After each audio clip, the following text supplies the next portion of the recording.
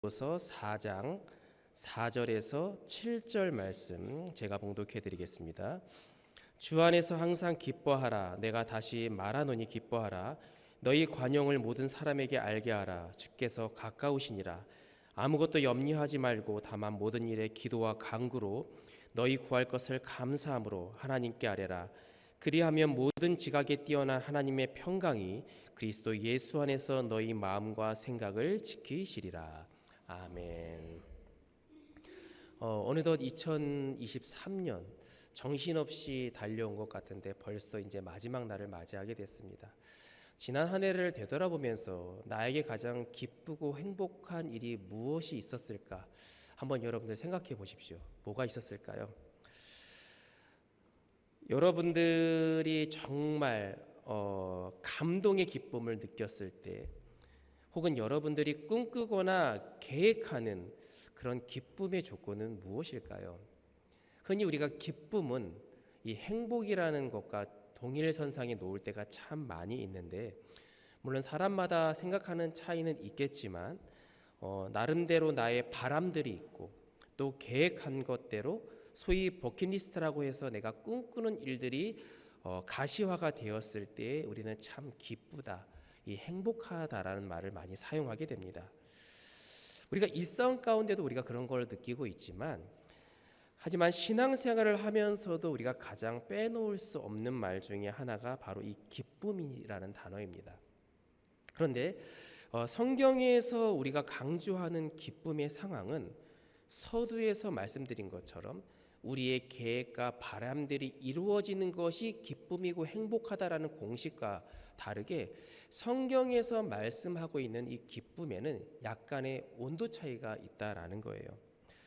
오늘 본문의 말씀은 이제 바울이 가택연금 상황에서 쓴 흔히 말하는 이제 옥중서신이라고 이제 이야기를 하는데, 그러면서 이제 빌립보서를 썼는데, 이 본문의 내용을 간략하게 요약하자면 기쁨이라고 하는 것은 무엇을 바라고 그것이 이루어지는 데서 찾는 것이 아니라 지금 상황과 형편에 상관없이 지금 이 순간에도 기쁘다고 표현할 수 있는 것이 비로소 참 기쁨이다라고 이제 이야기를 하고 있습니다.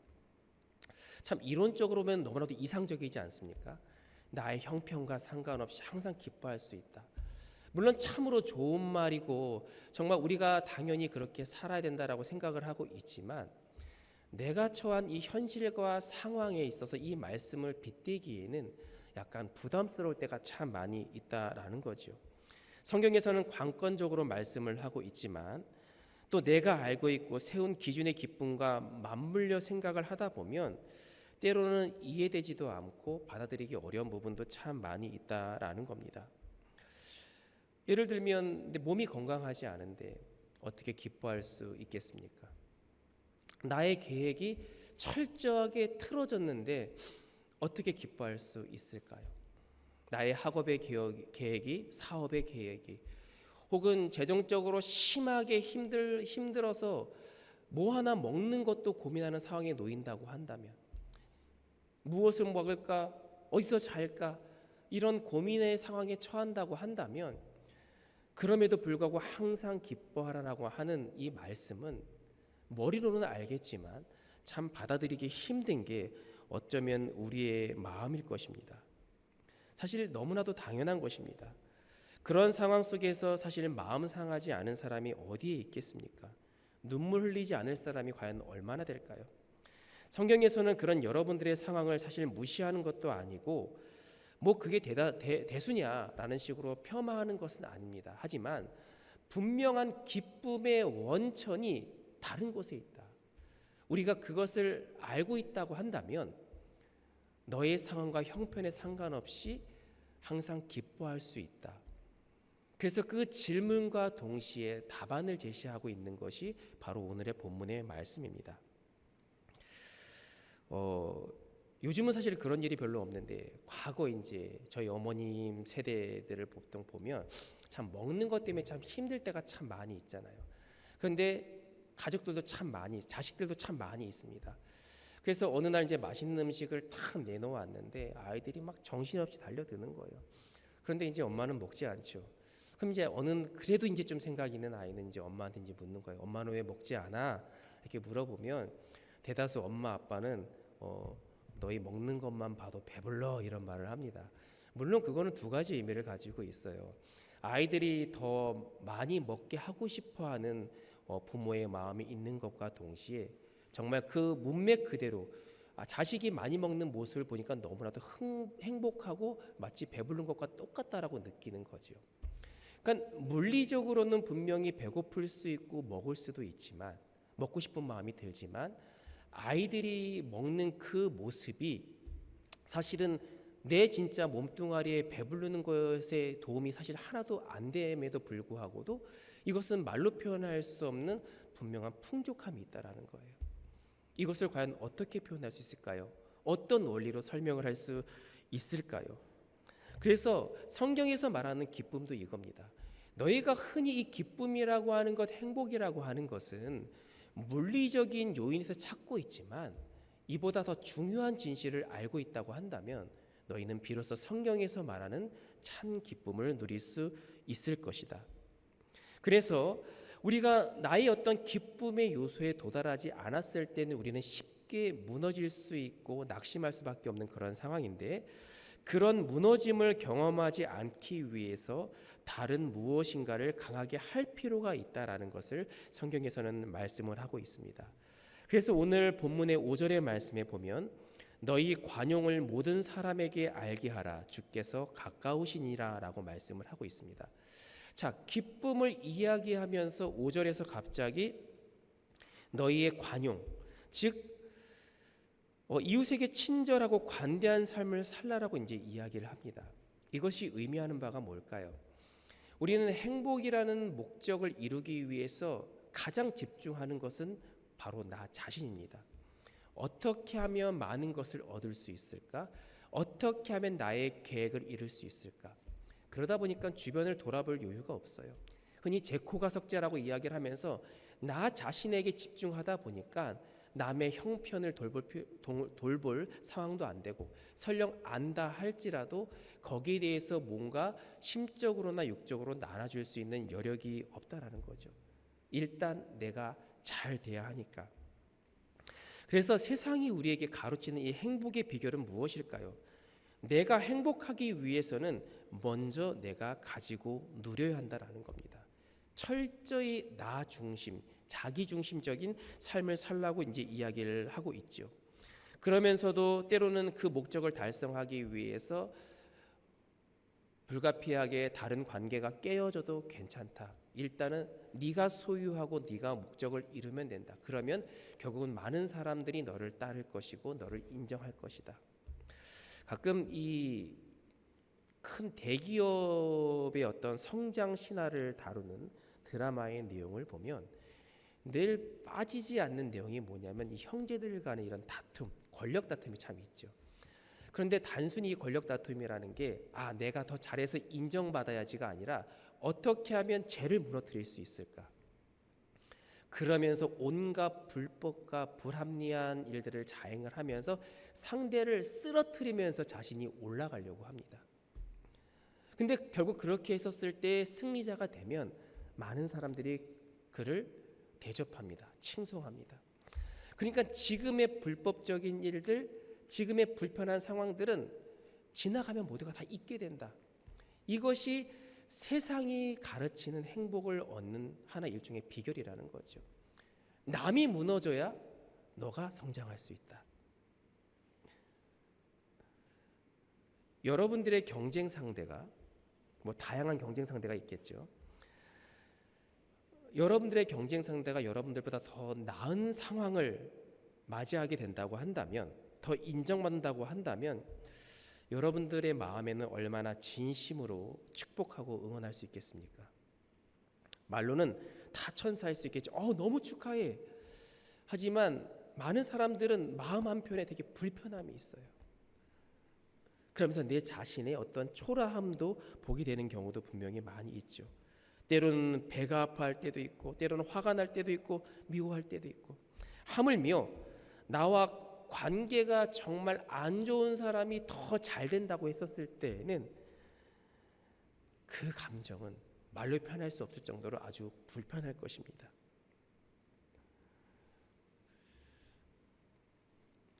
그러다 보니까 내 마음이 불편할 때가 참 많은데, 저 사람은 저렇게 환하게 웃고 있는데 또 주변 사람들은 축복하고 있는데, 거기에서 혼자 불행한 사람은 마치 나 하나처럼 느껴질 때가 많이 있다라는 거예요. 한번 생각해 보세요.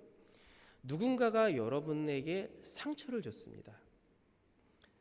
그래서 그 사람을 증오하고 뭔가 저주하고 싶은 마음이 계속 가득 생겼어요. 근데 현실적으로 보면 여러분들이 설령 증오하고 저주한다고 해서 그 사람, 내가 미워하는 사람의 삶에 단 1%의 영향력을 끼칠 수 있을까요? 전혀 끼치지 않아요. 나는 그 사람이 잘 안 되기를 바라고 미워하는 마음을 가득하지만 그 사람은 여전히 그냥 잘 되는 삶을 살고 있어요. 근데 그 과정 속에서 점점 병들어가고 있는 것은 우리 자신이다라는 거죠. 내 마음에 늘 부정의 마음만 가득 차고 있는 겁니다. 실제적으로 제가 청년을 담당했었을 때에 어떤 한 상담을 받은 한 자매가 한 명이 있었어요. 어떤 형제랑 사귀고 있었는데 이제 헤어졌는데, 헤어진 지 불과 안 돼서, 정말 며칠 안 돼서 또 이제 다른 사람을 이제 만나고 있는 것을 이제 SNS 통해서 이제 알게 된 거죠. 그러니까 나름대로 이제 생각을 하는 거예요. 이미 나 만나고 있으면서 다른 사람을 만나고 있었을 것이다. 소위 세상에서 말하는 어떤 한 양다리에 이제 걸쳤을 것이다.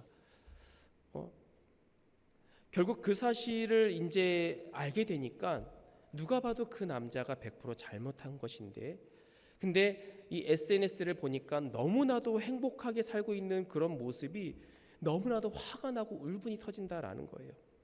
그래서 하나님을 원망을 많이 했대요. 아니, 자기는 신앙생활 정말 열심히 하면서 건강한 교제를 꿈꾸고 있는데 지금 나에게 처해진 상황이 이게 무엇이냐. 하나님을 원망을 많이 했답니다. 그리고 그 전에 자신들과 친했던 예전에 이 남자의 친구들이겠죠. 남자의 친구들도 이제 같이 그 무리에서 다시 도려 끼어 있으니까는 오히려 배신감의 마음이 참 많이 든다라는 거예요. 너무 힘들어하길래 위로하지만, 근데 제가 한 가지 이야기를 했어요. 만약에 그 사람이 정말 증오한다라고 얘기를 했는데, 만약에 그 사람이 집이 폭삭 망했거나 아니면 신변에 어떤 안 좋은 변화가 생기면 너는 그럼 행복하겠니? 뭔가 마음의 위로가 될 것 같니?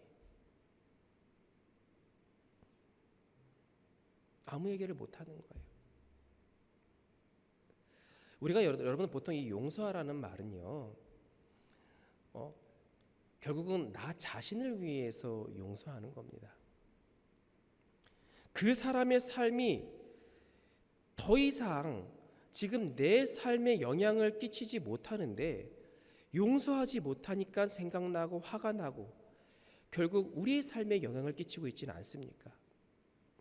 왜 나의 생각과 나의 뜻이 거기에 집중하고 올인해서 다른 것들이 행복으로 다가갈 기회를 우리는 왜 그것을 놓치고 있냐라는 거예요. 누구를 저주하고 미워하는 마음이 가득해서 그 사람은 결국 아랑곳하지도 않고 잘 살고 있는데 왜 스스로가 우리는 용서하지 못하고 저주하고 증오하다 보니까 나 스스로를 더 불행한 삶을 우리가 자처하고 있습니까? 내가 과연 행복하지 못한 이유가 어디에 있는지 우리는 곰곰이 생각할 필요가 있다라는 거예요. 여러분들, 우리에게는 사랑의 마음, 용서의 마음이 필요합니다. 그거는 그 사람을 위한 것 이전에 나 자신을 위한 것임을 여러분들 기억하시기를 바랍니다. 내가 받은 대로 돌려주는 것이 아니라 우리가 그 악을 선으로 갚았을 때에 그를 통해서 진정으로 얻는 기쁨이 있다라는 거예요. 그래서 오늘 본문에서 말씀하고 있는 것이 결국 뭡니까? 너에게 너무 집중하지 마라. 오히려 너의 관역을 모든 사람에게 알게 하라. 주께서 가까우니라. 그 과정 속에서 세상이 이해할 수 없는 방법으로 너에게 기쁨을 준다라는 겁니다. 그래서 거기서 가장 필요한 것이 무엇입니까? 바로 용서와 사랑이라는 마음이에요.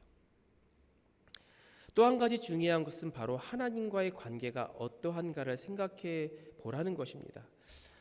우리가 사람들의 관계를 통해서 얻는 기쁨이 참으로 있고, 또 아까 이야기한 것처럼 내가 추구하고 바라는 것을 얻는 것을 통해서 누리는 행복이 있을 수 있습니다.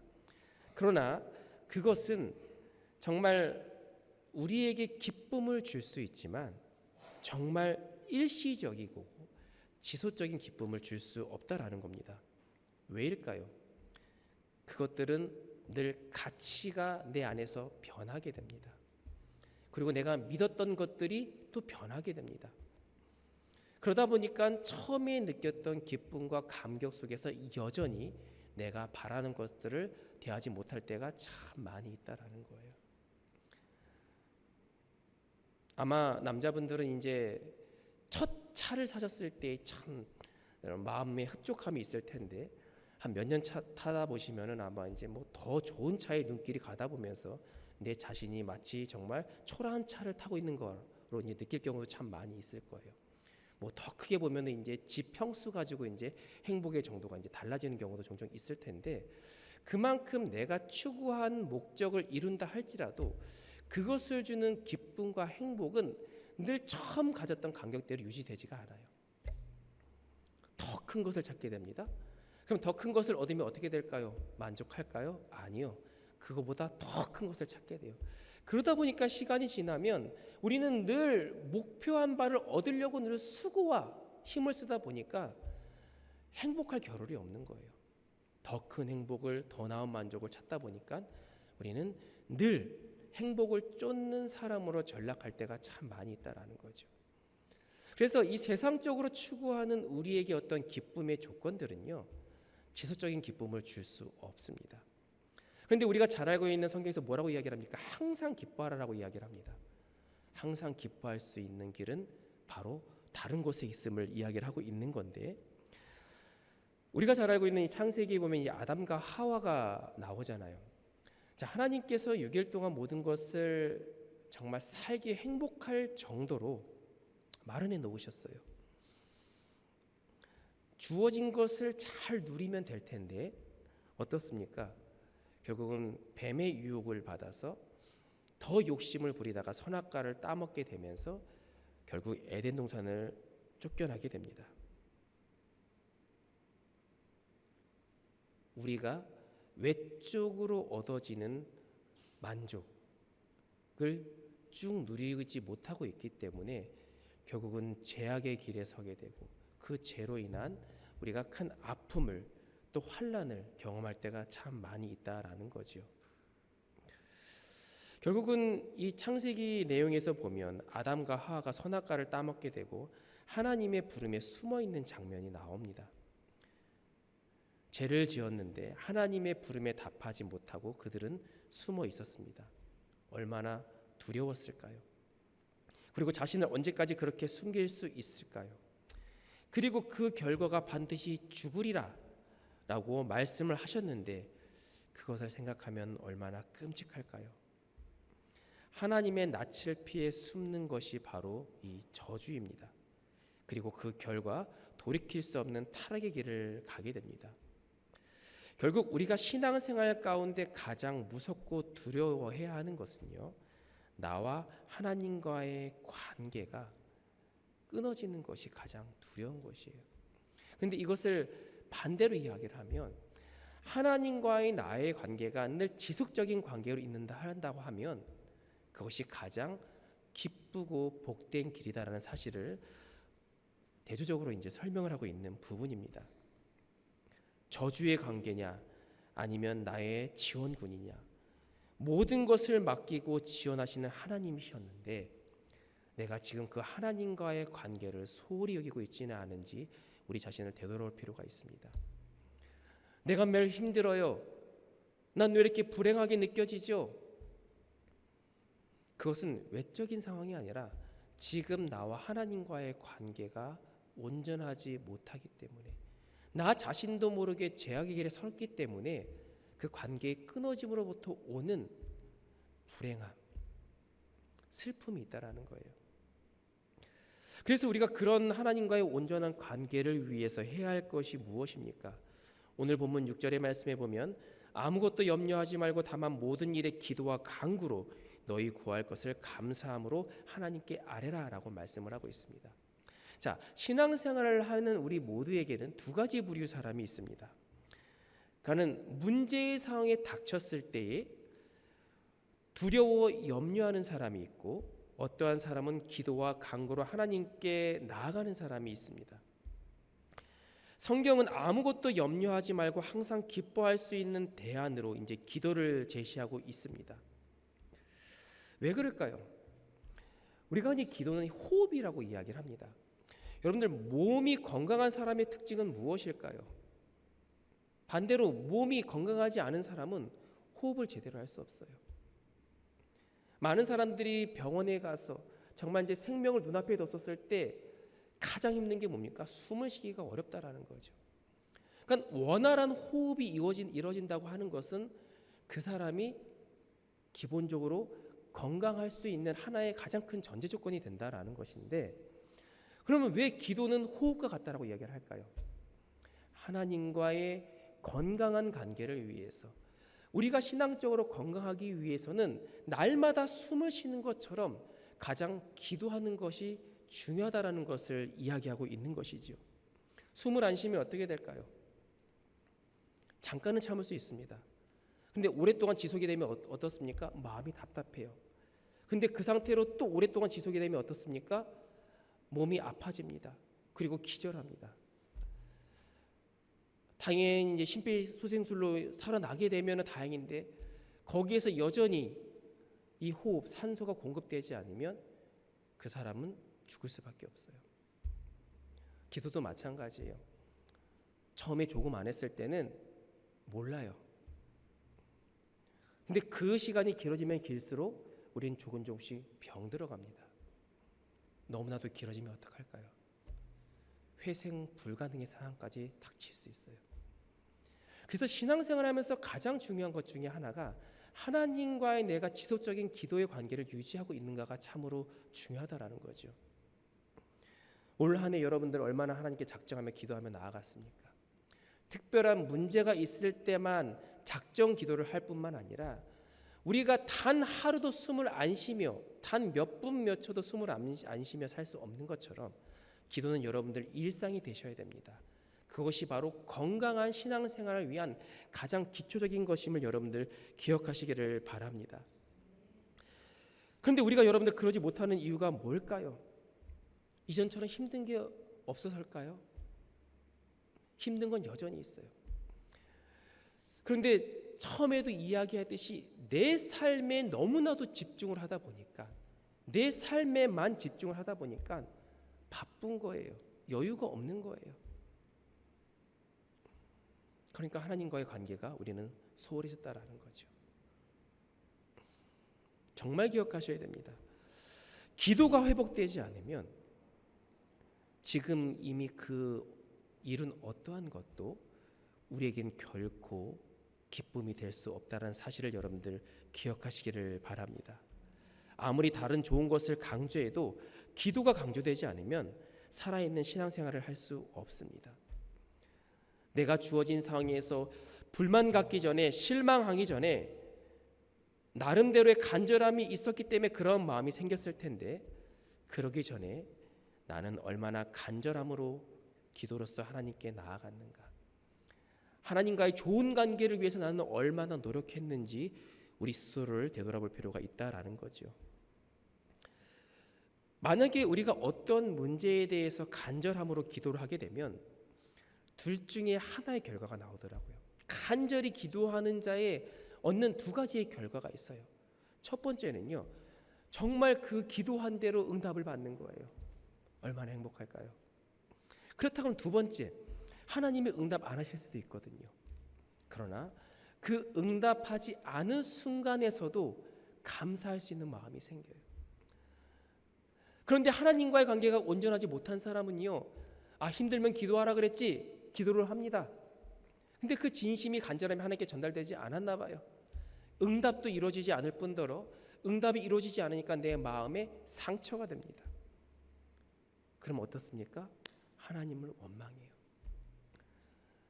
진실한 기도는요, 하나님의 응답을 얻는 기도도 되지만 하나님이 노라고 하셨을 때에도 감사로 반응할 수 있는 여러분들 마음이 생긴다라는 거예요. 그러니까 우리가 여러분들 어떻습니까? 우리 부르는 찬양 중에 날 구원하신 주 감사, 응답하지 않음에도 감사할 수 있는 것은 하나님과의 온전한 관계에 있기 때문입니다. 여러분, 우리가 하나님과의 그런 관계로 살아가야 되지 않겠습니까? 지난 한 해를 되돌아보면서 우리가 정말 얼마나 하나님께 집중했는지, 하나님과의 끈끈한 관계를 위해서 얼마나 노력을 했는지, 내가 불만과 원망의 순간이 있었는데 그것을 탓하기 이전에 그 당시 그 상황에서 내가 하나님과의 관계가 어떠했는지 우리 자신을 되돌아볼 필요가 있습니다. 그래서 우리가 2024년을 우리가 나아갈 때는 어떠한 목적을 품어야 할까요? 하나님, 행여나 내가 지난날 하나님과의 관계에 소원했던 부분이 있다면, 하나님께 기도로 나아가지 못했다고 한다면 이제는 늘 기도와의 나의 호흡과 같이 하나님과의 긴밀한 관계를 갖기를 원합니다. 그 안에서 세상이 주는 기쁨이 아니라 하나님이 주시는 그 기쁨을 누리기를 원합니다. 그런 고백 가운데 살아갈 수 있는 우리 모두가 될 수 있기를 간절히 소원합니다. 말씀을 하나 읽고 마치겠습니다. 요한복음 14장 12절의 말씀에 보면, 내가 진실로 진실로 너에게 이르노니 나를 믿는 자는 내가 하는 일을 그도 할 것이요 또한 그도 큰 일도 하리니 이는 내가 아버지께로 감이라.